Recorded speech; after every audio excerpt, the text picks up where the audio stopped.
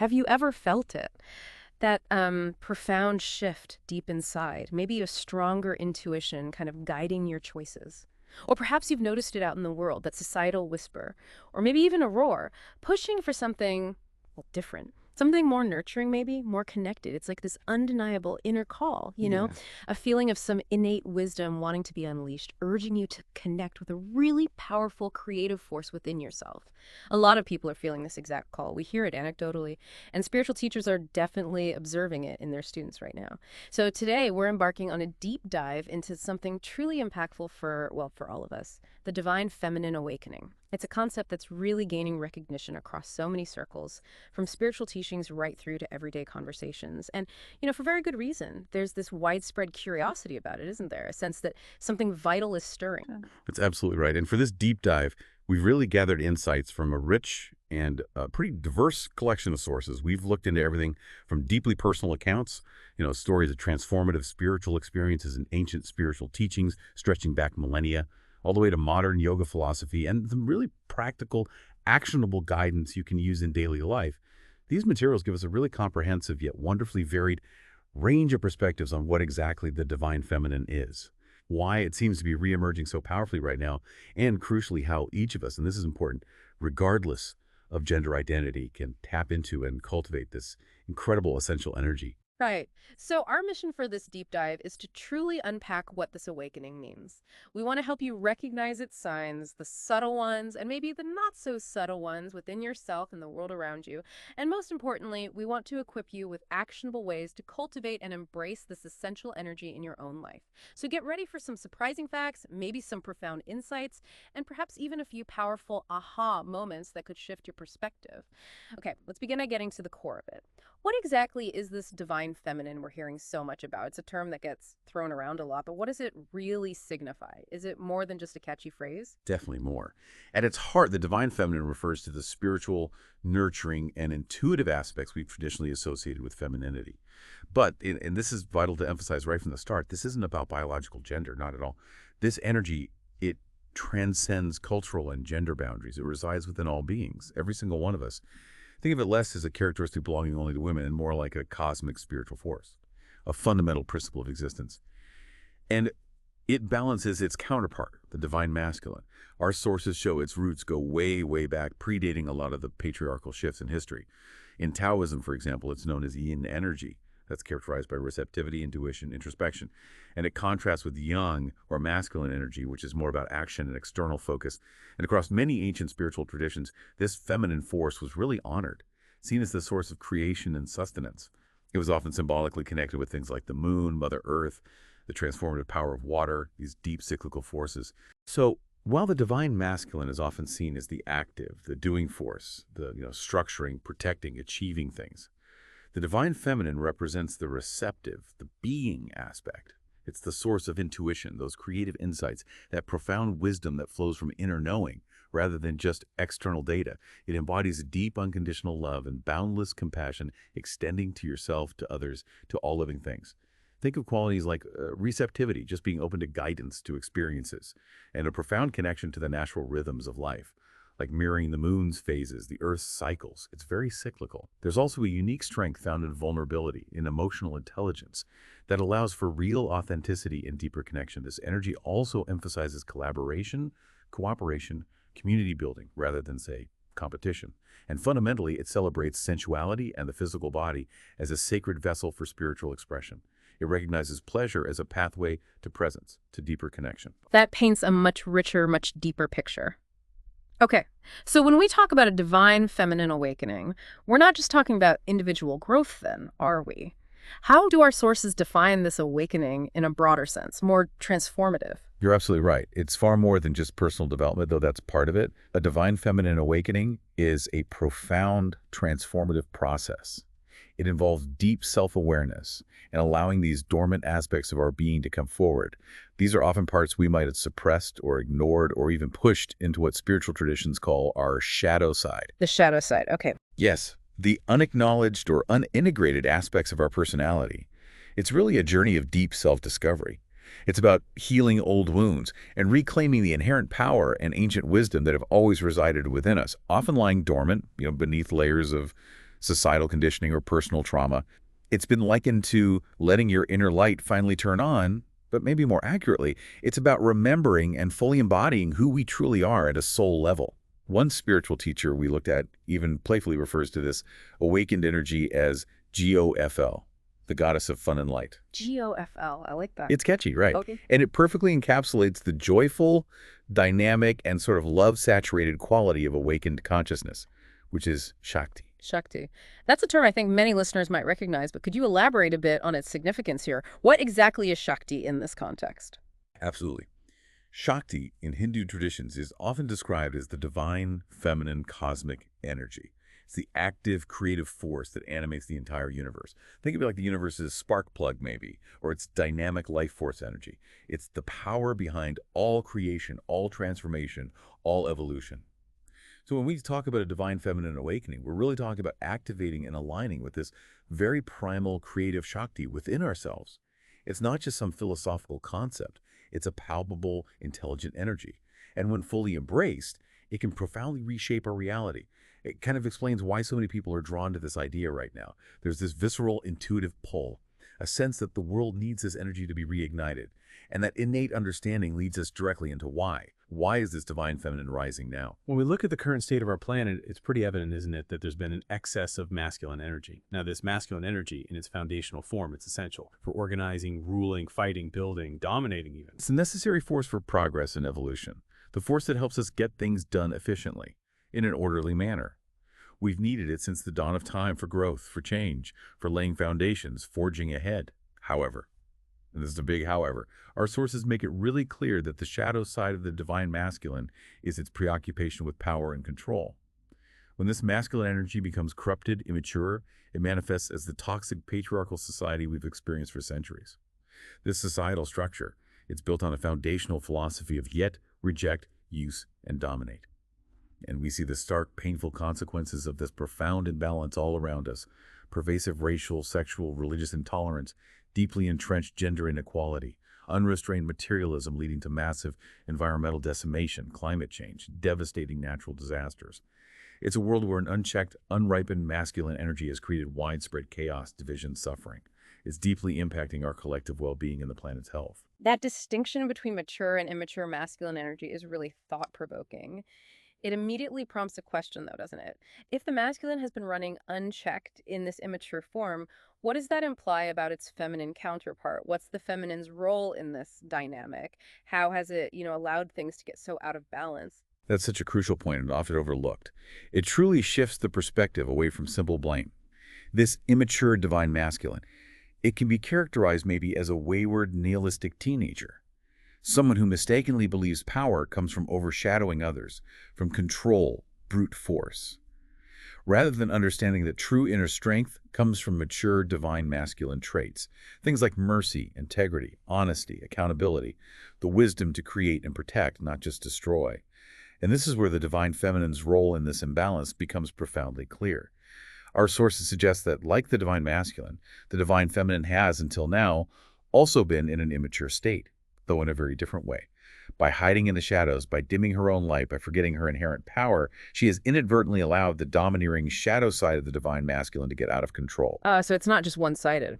Not at all. It's not about one being solely responsible. It truly takes two to tango. As our sources illustrate, neither one is more responsible for the annihilation of the planet or the collective suffering than the other. Both have played an equal, though vastly different, hand in this dynamic. Imagine two children squabbling in a backyard. It's a scene many can picture, right? The little boy is throwing a tantrum, aggressively thundering, "That's mine!" trying to intimidate the little girl into giving back his favorite toy. He's embodying that immature, demanding masculine energy. The little girl, in response, sobs, "But you said I could play with it," running back to a parent in tears, playing the victim. She's forgotten her own strength, her voice, her ability to negotiate or stand her ground. The victim-persecutor dynamic. Exactly. It's an age-old dance, the persecutor and the victim. And our sources emphatically suggest this dance needs to end. Now, the rise of the divine feminine isn't just some esoteric concept. It's presented as the crucial, urgent solution for the very survival of our species and for the spiritual evolution of our individual and collective souls. It's a pivotal turning point where something fundamental must change. That really drives home the urgency. Yeah. Wow. So, if this awakening is so crucial, are we actually seeing real world manifestations? Is this rising divine feminine energy entering the mainstream beyond just the internal shifts people might feel? Absolutely. We are witnessing undeniable real-world evidence. You just have to look around. Consider modern movements like feminism, empowering women to reclaim their voice, their agency, pushing for equality and respect in systems that have historically suppressed them. Think about the increased compassion for animals.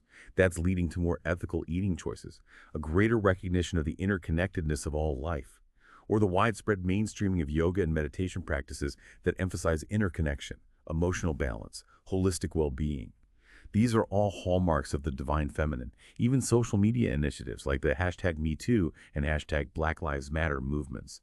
While definitely politically charged for some, they can be viewed as powerful expressions of collective calls for justice, empathy, balance traits inherently linked to the divine feminine, pushing against established, often rigid power structures. And it's important to acknowledge, as our sources do, that while many view these movements as evidence of profound healing and necessary societal shifts towards greater equity and compassion, others may perceive them very differently, perhaps as divisive or challenging to traditional norms. Right, it's complex. Very. But our deep dive simply presents them as manifestations of this rising energy, regardless of individual interpretation. The point is the emergence of this collective yearning for these shifts. To further clarify, it's also really helpful to briefly touch on the shadow sides of both energies. Because, everything in life has a full spectrum. And we have to acknowledge our shadow selves to move into balance and light. For the divine feminine, shadow traits can include things like being a victim, codependent, insecure, manipulative, passive-aggressive, overly emotional in an uncontrolled way, acquiescent to the point of self-betrayal, maybe inauthentic.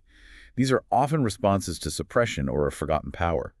For the divine masculine, shadow traits include being a persecutor, cold, controlling, egotistical, emotionally numb, dominant without compassion, abusive, cruel, ruthless.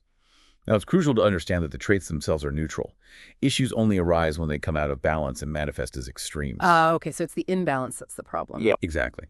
For instance, too much compassion. A divine feminine trait can lead to self-martyrdom or codependency, where you give endlessly without healthy boundaries.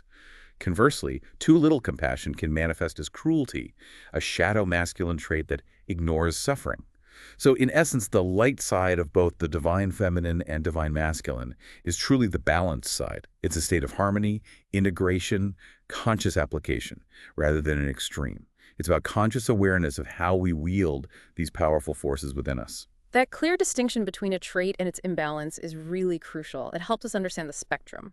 Okay, so if this powerful awakening is truly happening within us and around us, how do we recognize its presence? What are the shifts or maybe the potent symptoms someone might genuinely experience as their inner divine feminine stirs and comes to the forefront? It sounds like it could be quite an intense yet maybe exhilarating process. Indeed, it can bring along shifts that might initially feel unfamiliar, maybe even a bit disorienting or overwhelming at times. But knowing these signs can help you understand you're not alone, and that this is a natural part of a powerful transformative process. We all possess these latent feminine and masculine energies, and while the ultimate goal is balance, recognizing the feminine's reemergence is a vital first step. Our sources detail 9 common yet distinct signs of a divine feminine awakening, each with specific, often profound experiences. First, you'll likely notice a significant increased intuition. As your divine feminine stirs, you might experience intuitive hits more frequently. An elevated intuition, increased sensitivity that goes way beyond simple gut feelings. This is one of the top most reliable signs. You start tuning in more deeply to your inner voice, relying on your gut instincts, making decisions guided by this innate wisdom in ways you maybe never have before. Our sources describe it as an almost precognitive knowing, like a rapid-fire download of truth that bypasses logical processing. It often manifests as vivid dreams, uncanny synchronicities, or sudden, undeniable impulses that, when you follow them, lead to surprising positive outcomes. Wow. Like your own internal GPS getting an upgrade. Exactly. It's your spiritual consciousness tapping into the profound wisdom of your soul, acting as an internal compass. And practices like meditation, mindful presence, they can further enhance and awaken this intuitive sense, almost like fine-tuning a radio dial to a clearer frequency.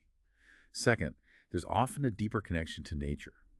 Many people going through this awakening feel a strong, almost visceral bond with Mother Earth, with Gaia herself. You might find yourself irresistibly drawn to spending more time in natural settings, forests, beaches, mountains. feeling a deep comfort, nourishment, inspiration from the beauty and inherent wisdom around you.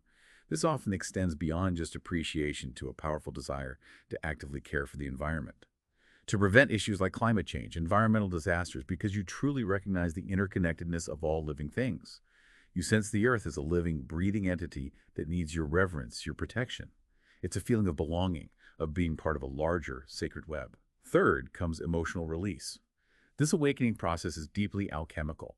It's like opening a long-sealed vault and letting out tucked-away emotions. Old hurts, unresolved traumas, suppressed feelings, especially those you may have pushed down or not fully processed for years. They might start to surface with unexpected intensity. That sounds potentially difficult. It can be, but it isn't necessarily a bad thing.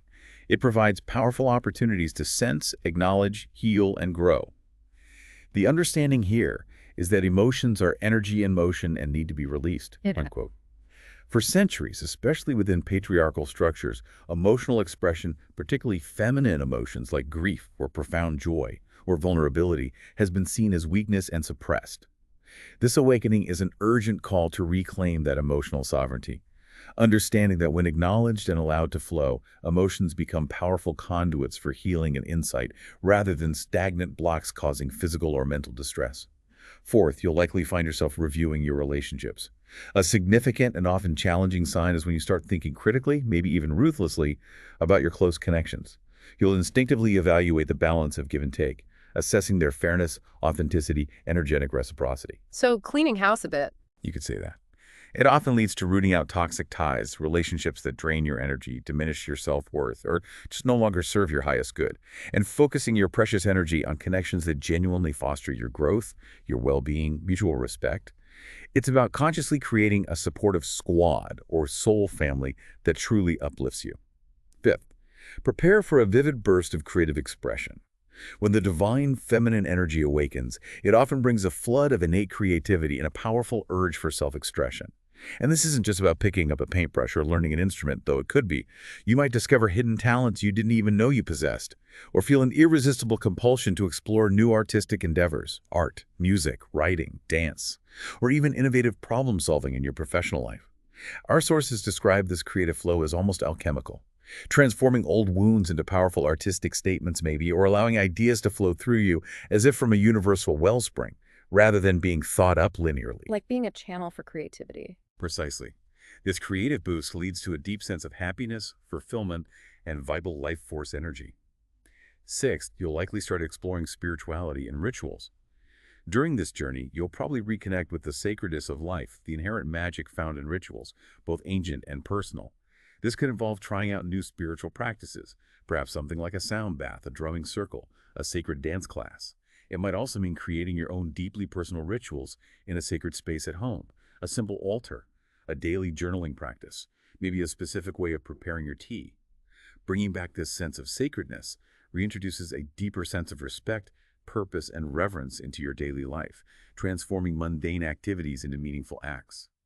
Seventh is aligning with feminine archetypes. You might find yourself powerfully pulled towards powerful ancient figures like the Divine Mother, or goddesses such as Kali, Saraswati, or Lakshmi.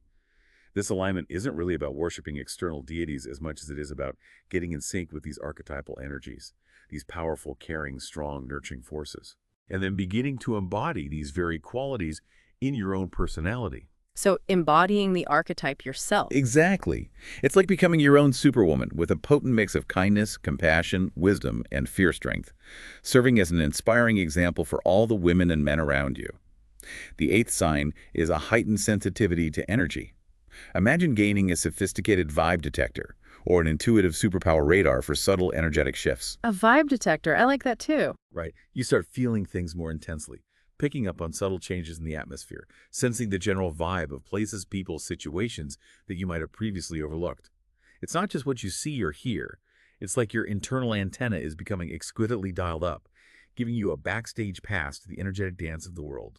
You become an energy detective, keenly aware of energetic flows, blockages, harmonies, which can be both illuminating and at times a bit overwhelming.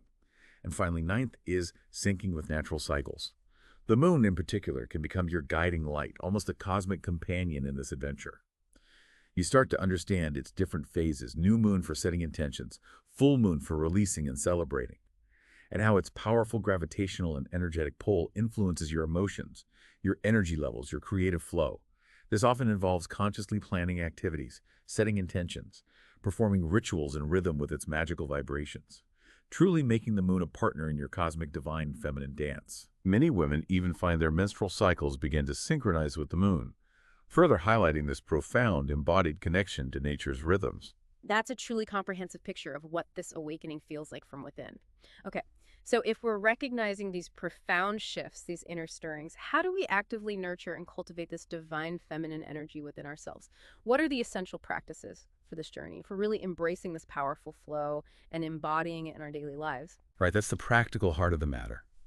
And we can frame this section as essential aspects for a, let's say, balanced and empowering experience as you embark on this journey. Whether you're just beginning or already deep within it, these are conscious efforts to harness that transformative potential and integrate it into your everyday existence. First, and this is foundational, connect with nature and earth energy. Step outside. Take leisurely strolls, find comfort in parks, or just hang out in your backyard to soak in the natural vibes. It's about giving yourself a vital break, letting the fresh air and greenery do their work, feeling those invigorating earthy vibes. Engaging with Mother Earth will deeply enhance your divine feminine experience and foster a profound sense of stewardship, of belonging. For specific practices, try sitting by any body of water, the rhythmic waves of the ocean, the serene stillness of a lake, even a flowing river. It helps you tap into the feminine qualities of fluidity, adaptability, calming introspection. Its vastness also encourages surrender, acceptance, letting go of control. Just being near water feels calming, doesn't it? It really does. Make it a point to engage with nature daily, even if just for 15 minutes, and maybe commit to longer weekly walks, 2 hours perhaps, to explore diverse natural landscapes. Journal your natural encounters, note what you see, feel, intuit. Also, consider filling your living space with fresh flowers. They're nature's vibrant embodiment of the divine feminine, exuding gentle yet potent energy. Their hues, scents, delicate forms offer nourishment, healing, joy, reminding you of beauty and growth. Our sources also highlight using vibrational remedies, often called essences. These are subtle, energetic preparations, usually from plants or minerals, believed to carry the energetic imprint of healing qualities. They work at a vibrational level to help balance emotional or spiritual states. For example, holly essence might help a closed heart open to compassion. California wild rose can address feelings of detachment, encouraging renewed care for Earth. Second, practice self-love and nurturing. This is absolutely crucial for awakening the divine feminine and for deep, sustained healing.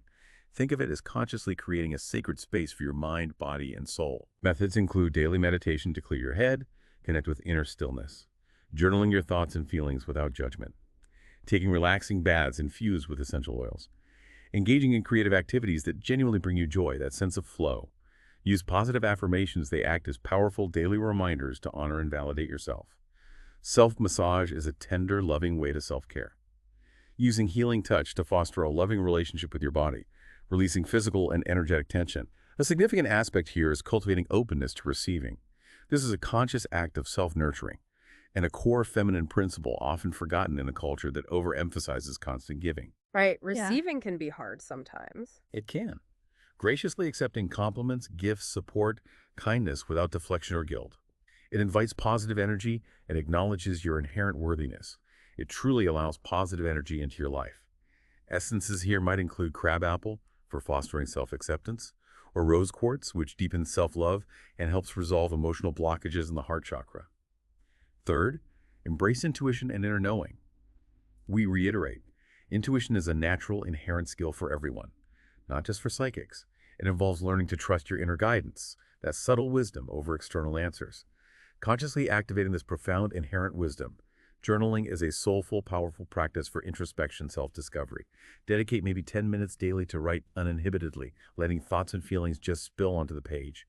Also, jot down any dreams when you wake up. They often contain potent insights from your subconscious. Revisit your entries during new and full moons. See if recurring themes or messages emerge, as intuition is often strongest during these lunar phases. Specific essences can profoundly help here. Serato strengthens your connection to your higher self, your inner knowing. White chestnut eases incessant thoughts, creating quietude for your inner voice to emerge clearly. Ultimately, it's about learning to lead with your heart, making intentional shifts to access wisdom beyond purely intellectual reasoning, prioritizing intuition and compassion as your guiding forces and decisions in daily life. Fourth, connect with your body and sensuality. The divine feminine is a sensual, visceral force. It lies at the heart of life itself.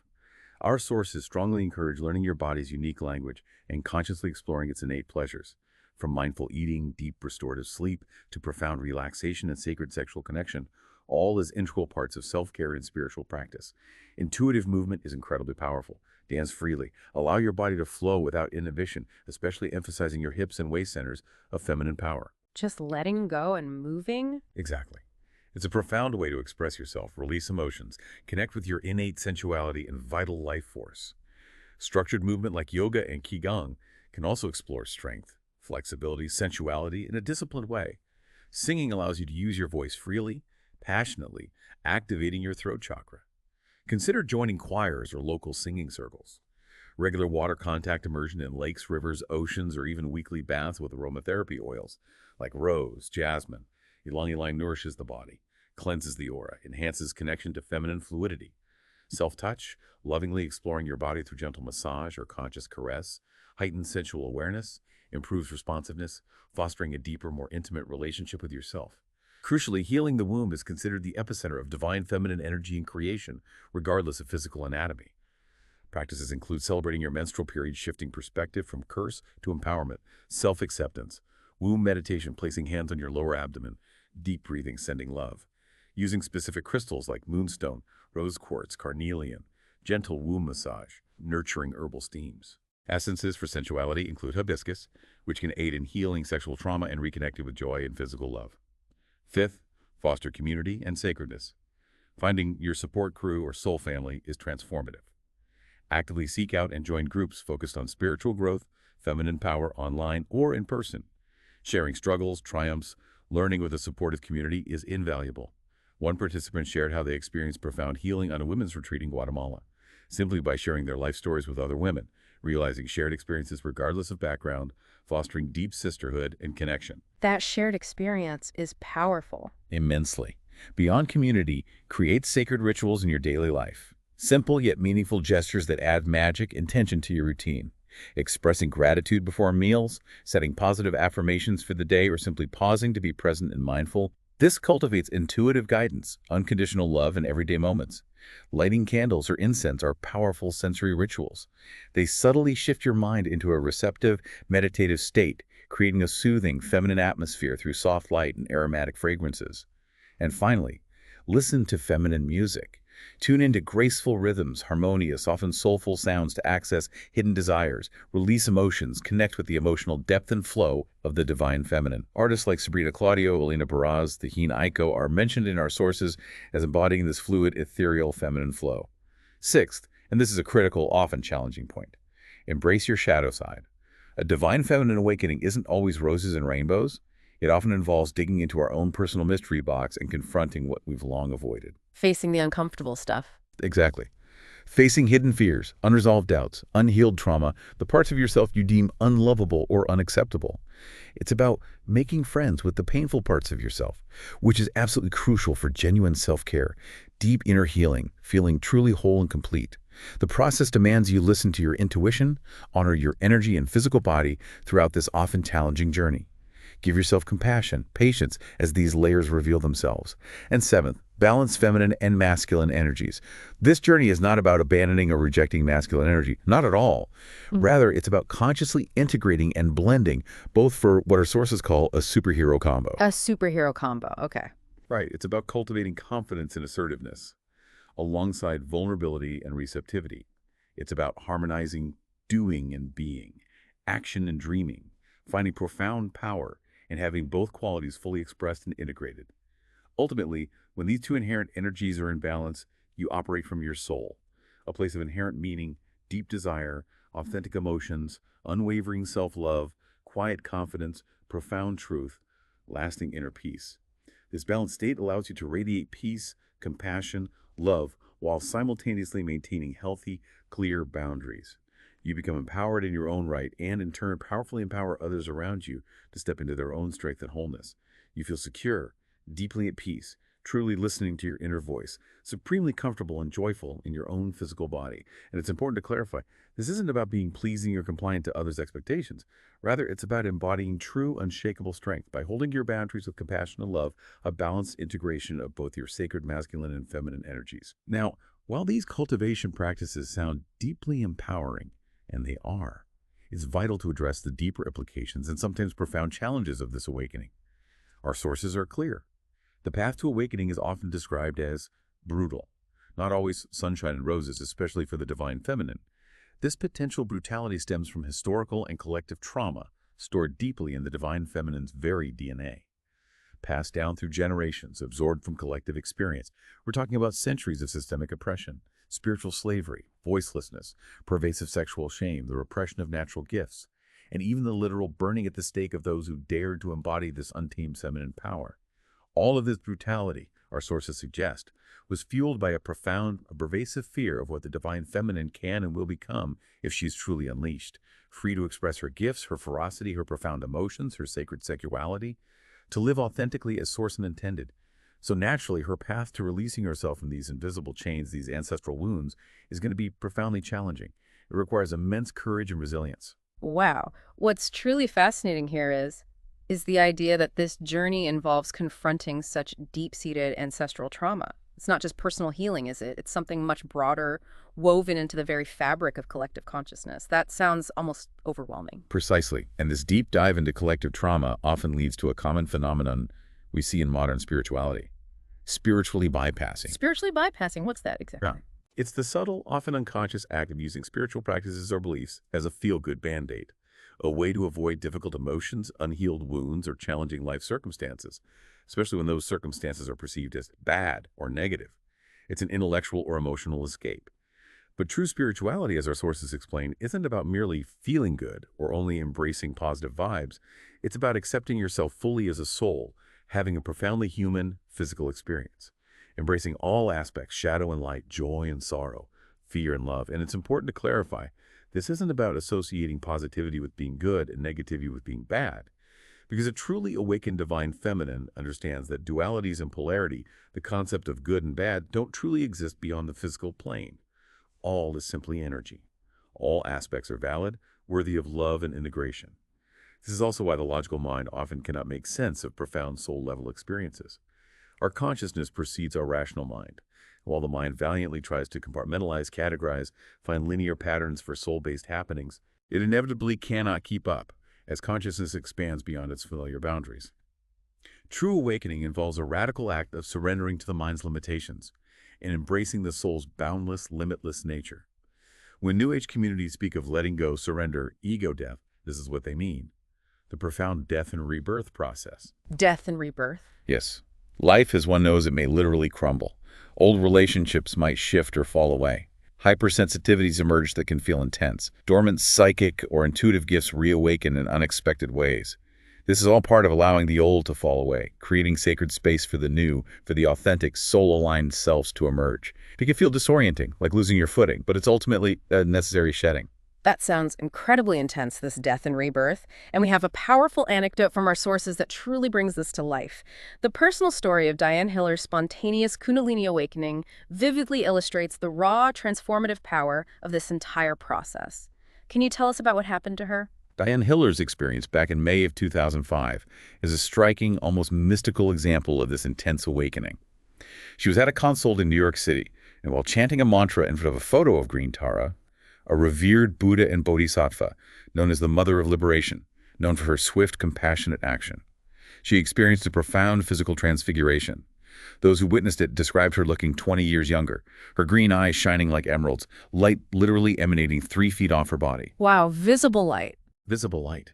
Her hands spontaneously moved into intricate mudras or kriyas, sacred hand poses she later had to look up to understand. This profound physical and energetic shift was visible for about 2 weeks, culminating with her prostrated on the floor in the Uttarabodhi Mudra, a gesture symbolizing supreme enlightenment, perfection.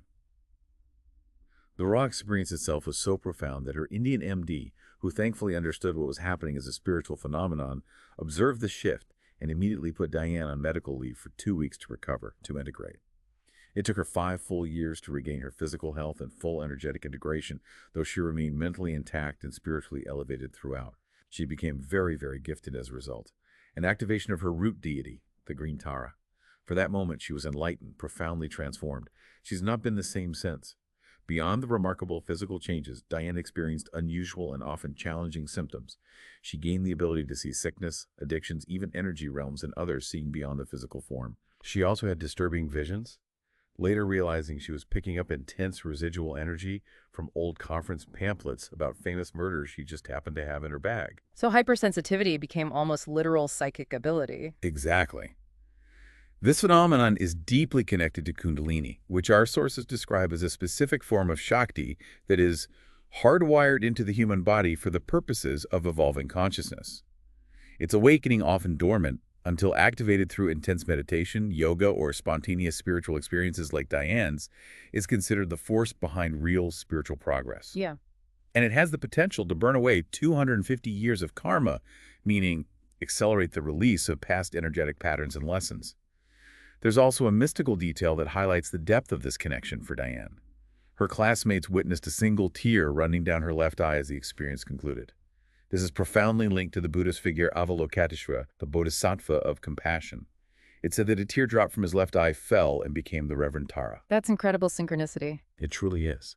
This profound, indescribable experience really emphasizes that the Divine Feminine's truth is an inner knowing that requires feeling, sensing, direct experience. It transcends purely logical understanding.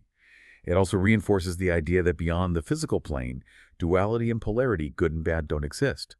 All aspects, shadow and light, are valid, worthy of love, for love is inherently within. This is truly a fundamental paradigm shift for humanity.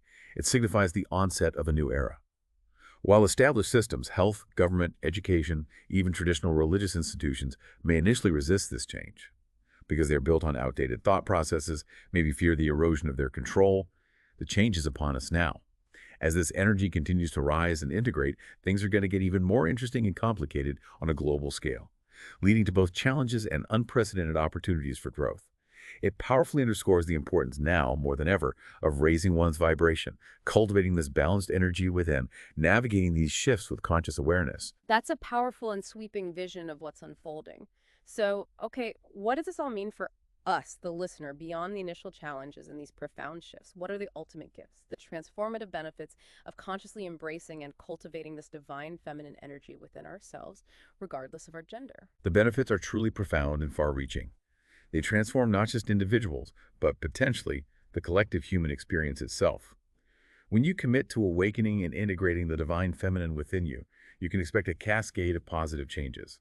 First, enhanced inner guidance. You'll experience sharpened intuition, gut instincts, leading to a much clearer sense of direction, purpose in your life, like having an infallible internal compass.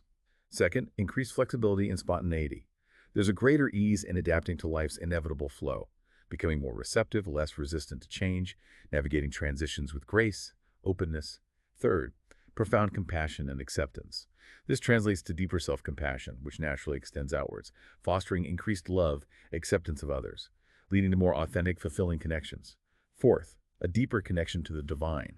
You'll feel a heightened, palpable connection with the divine creator within you, a profound sense of oneness, spiritual presence that permeates your entire being. Fifth, joy in the everyday. You'll discover a remarkable ability to truly enjoy the small, simple things in life, finding beauty, wonder, gratitude in ordinary moments that once passed unnoticed. Sixth, increased receptivity and release. You become more receptive to yourself, others, life's abundant offerings, alongside a greater ability to let go of what no longer serves your highest good. This naturally leads to deeper comfort with the unknown, significantly reduced anxiety and stress. Seventh, an embodied experience. You'll develop a heightened sensual connection with your physical body, leading to an enhanced ability to relax, receive pleasure, simply be comfortably and joyfully in your own skin, fully present. Eighth, profound life transformation. This energy gives you the potent power to reorder priorities, experience remarkable physical healing, uproot deeply ingrained old habit patterns, bring out previously hidden talents, kindle a lasting inner joy, find renewed enthusiasm for service to others and for creative endeavors that align with your soul's purpose. It's a holistic shift touching every aspect of your existence. Ninth, your spiritual practice becomes more dynamic. Your spiritual journey transforms, becoming richer, more vibrant, full of continuously unfolding wisdom and insight that keeps you engaged, inspired, perpetually growing. 10th, you become an empowered being.